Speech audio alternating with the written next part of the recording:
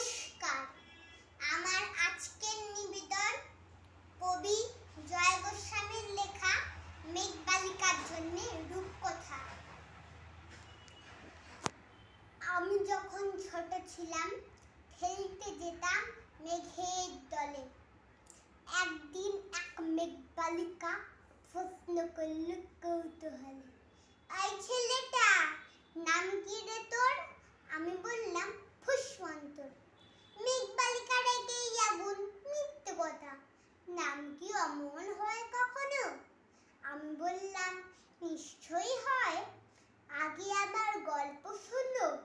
সে বলল শুনবো না, যা, সেই তো রানী, সেই তো রাজা, সেই তো একই ঢাল তরোয়াল, সেই তো একই রাজার কুমার পক্ষী রাজা, শুনবো না আর, সব বাজে। আমি বললাম তোমার জন্য নতুন করে লিখবো তবে। সে বলল সত্যি লিখবি? বেশ, তাহলে মস্ত করে লিখতে হবে, মনে থাকবে, লিখেই কিন্তু আমায় দিবি। আমি বললাম তোমার জন্য লিখতে পারি এক পৃথিবী। লিখতে লিখতে লেখা যখন সবে মাত্র ২-৪ পাতা, হঠাৎ তখন ভূত চাপলো আমার মাথায়।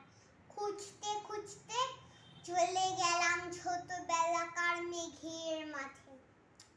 গিয়ে দেখি চেনা মুখ তো একটিও নেই এ তল্লাতে। একজনকে মনে হলো ওরই মধ্যে অন্য রকম। এগিয়ে গিয়ে বলি তাকে, তুমি কি সেই মেঘবালিকা? তুমি কি সেই? সে বলেছে মনে তো নেই, আমারও সব মনে তো নেই। আমি বললাম তুমি আমায় লেখার কথা বলেছিলে। সে বলল সঙ্গে আছে, ভাসিয়ে দাও গায়ের ঝিলে। আর হ্যাঁ শোনো, এখন আমি মেঘ নই আর, সবাই আমাকে বৃষ্টি বলে ডাকে।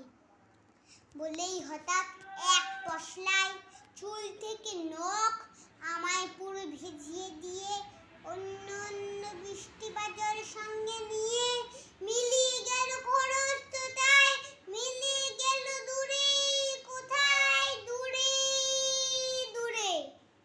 বৃষ্টি বলে ডাকে আমায়, বৃষ্টি বলে ডাকে আমায়।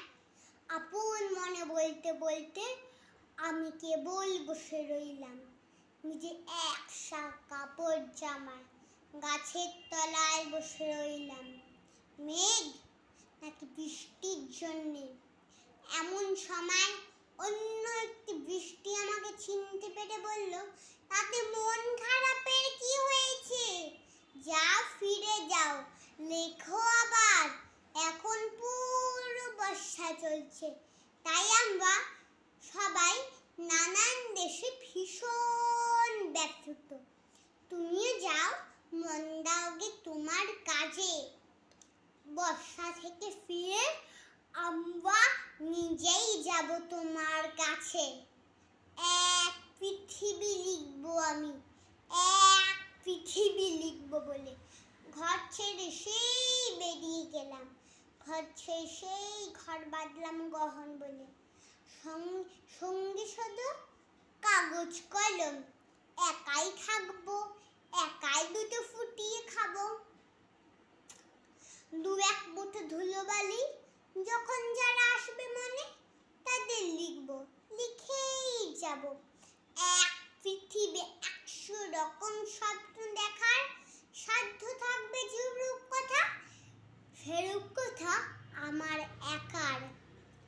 ঘাড় গুজে দিন লিখতে লিখতে, ঘাড় গুজে রাত লিখতে লিখতে, মুছেছে দিন, মুছেছে রাত। যখন আমার লেখবার হাত অসাড় হলো, মনে পড়ল সাল কি তারিখ, বছর কি মাস, সেসব হিসেব আর ধরিনি। লেখার দিকে তাকিয়ে দেখি এক পৃথিবী লিখবো বলে একটা খাতাও শেষ করিনি। সঙ্গে সঙ্গে ঝমঝম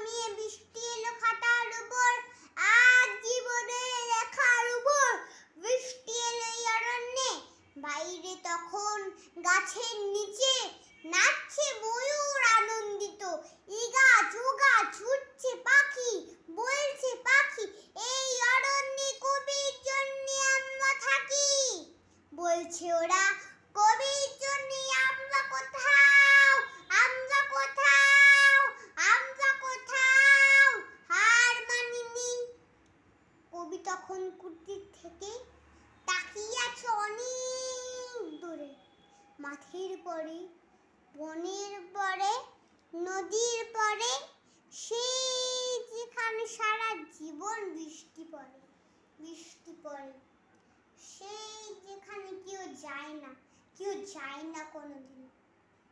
আজ সে কবি দেখতে পাচ্ছে এদিক ওদিক ছুটে বেড়ায় সোনায় মোরা মেঘ হরিণী, কিশোর বেলার সেই হরিণী। নমস্কার।